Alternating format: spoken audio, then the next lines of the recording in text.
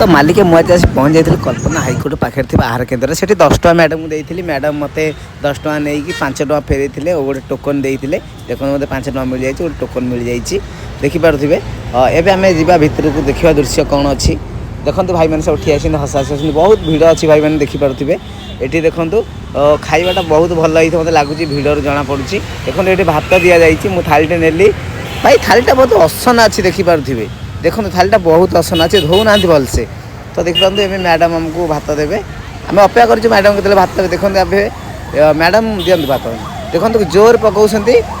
डालटा बहुत भल देखा देखा जाऊ डालटा भल देखा टेस्ट लगुच आमको टे आचार मिल जाता एवं आम गलु पहुँची गलु खावाई एवं आम थालीटा थोई देचु खावाई देखूँ भातटा के आमेजिंग देखा भातटा पूरा गोटा गोटा अच्छी डाली अच्छे खाई देखा केमी लगुच बहुत भल लगुच टेस्टा बहुत बढ़िया अच्छी एवं आम थालीटा धोईदेलु आउ थालीटा नहीं जगह रखीदेलु तो बढ़िया लगे।